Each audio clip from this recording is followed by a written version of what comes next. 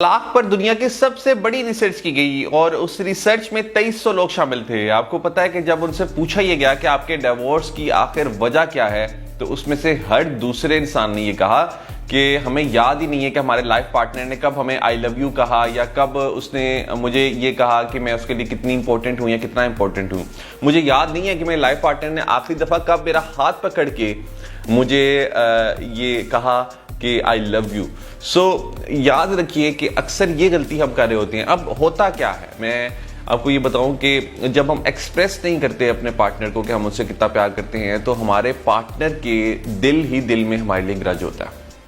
وہ یہ سوچ رہا ہوتا ہے کہ اس کو ابھی احساس ہو جائے گا، اس کو بھی احساس ہو جائے گا، مگر دن گزرتے رہتے ہیں، احساس نہیں ہوتا اور رشتہ مزید کمزور ہوتا چلا جا رہا ہوتا ہے۔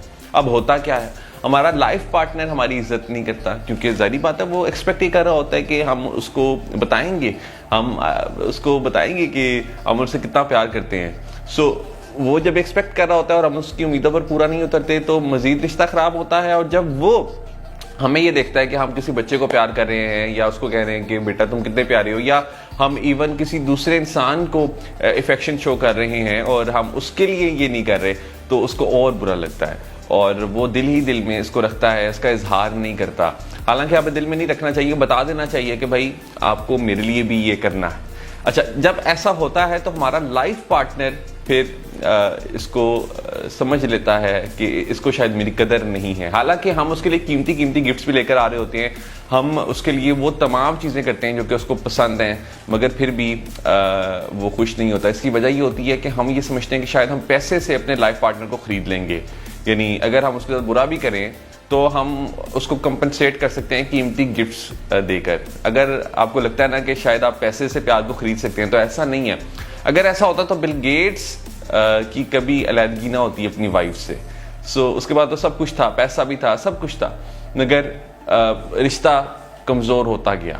سو یاد رکھیے کہ یہاں پہ آپ نے اپنے مائنڈ میں ایک چیز رکھنی ہے کہ آپ نے اپنے لائف پارٹنر کو یہ بتاتے رہنا ہے کہ وہ آپ کے لیے کتنا امپورٹنٹ ہے۔ اور میں اکثر اپنے سیمینارز میں یہ بلکہ ایکٹیویٹی بھی کرواتا ہوں، میں لوگوں کو کہتا ہوں کہ بھئی آپ اس وقت میسج کریں اس انسان کو جو آپ کے لیے بہت امپورٹنٹ ہے کہ آپ اسے کتنا پیار کرتے ہیں۔ تو ایکسپریشن بڑا ضروری ہے، یعنی دوسرے کو یہ بتانا کہ ہم اسے کتنا پیار کرتے ہیں۔ یہ آپ کو پتہ نہیں ہے کہ دوسرے کا دن بنا دیتا ہے، دوسرے کو اتنا خوش کرتا ہے جتنا شاید آپ کا اس کو دیا گیا آئی فون بھی خوش نہ کرے۔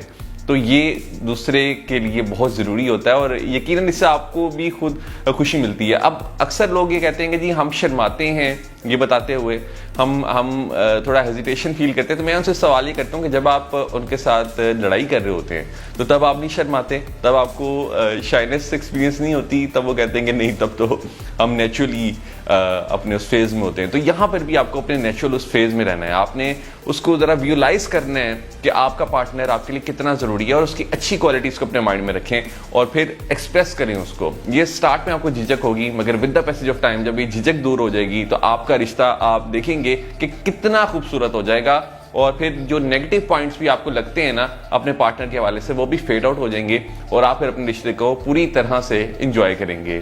سو یہ وہ قیمتی چیز ہے جو کہ آپ نے اپنے مائنڈ میں رکھنی ہے تاکہ آپ اپنے ریلیشن شپ کو بہت اسٹرانگ کر سکیں۔ آل دی بیسٹ۔